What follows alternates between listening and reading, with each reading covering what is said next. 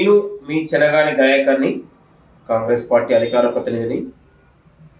మొన్న సంధ్యా థియేటర్లో జరిగినటువంటి తొక్కిసలాటలో, పుష్ప 2 తొక్కిసలాటలో సినిమా చూద్దామని వచ్చినటువంటి నిరుపేదరాలు రేవతి కానీ వాళ్ళ కొడుకు కానీ అస్వస్థ గురై రేవతి మృతి చెందినటువంటి సంఘటనలో ప్రభుత్వం కూడా స్పందించి ఆ నిర్వాహకులపై కూడా కేసు పెట్టి ఆ కుటుంబానికి అండగా నిలిచినటువంటి పరిస్థితి.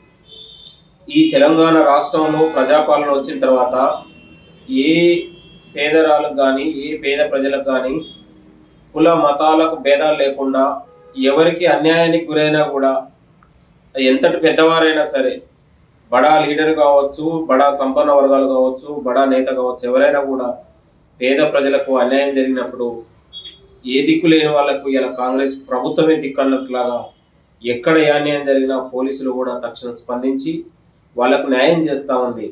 గత బీఆర్ఎస్ పాలనలో పేద ప్రజలకు అన్యాయం జరిగితే పట్టించుకోలే, కేవలం డబ్బున్న వాళ్లకు ధనమున్న వాళ్లకు మాత్రమే దాసోహం చేసినటువంటి గత పాలకులకు ఇవాళ పేద ప్రజలకు అండగా, పేద ప్రజలకు ఏ అన్యాయం జరిగినా కూడా ప్రభుత్వం స్పందిస్తూ ఉంది, మంత్రులు స్పందిస్తూ ఉన్నారు, ముఖ్యమంత్రి గారు స్పందిస్తూ ఉన్నారు.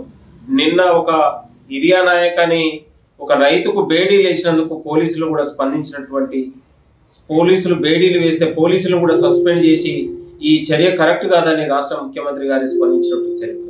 కాబట్టి ఇది ప్రజల ప్రభుత్వం, ఇది ప్రజాపాలన ప్రభుత్వం. ఈ ప్రజాపాలనలో, ప్రజాప్రభుత్వంలో ఏ వర్గానికి కూడా అన్యాయం జరగడానికి వీల్లేదు.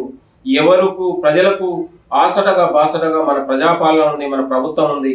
రైతులకు కానీ నిరుద్యోగులకు కానీ అనడానికి ఈరోజు సంకేతం అని కూడా కోరుతూ, ఈరోజు పుష్ప 2 అల్లు అర్జున్ అరెస్ట్ చేయడం అంటే ఇవాళ పోలీసులు తన చట్టపరంగా ముందుకెళ్తా ఉన్నారు తప్ప ఇది ఎక్కడ కూడా ప్రభుత్వానికి సంబంధం లేదు.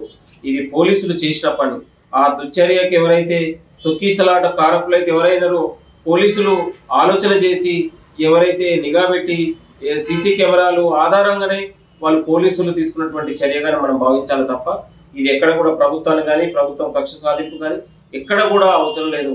ఈ రాష్ట్రంలో ఎవరికి అన్యాయానికి గురైనా ఈ ప్రజాపాలన నుండి ప్రజాప్రభుత్వం ఉండడానికి ఇది నిదర్శనంగా మనం భావించాలి. పోలీసులకు కూడా మేము పెద్ద ఎత్తున కూడా వాళ్ళకు కృతజ్ఞత ధన్యవాదాలు తెలుపుతా ఉన్నాం.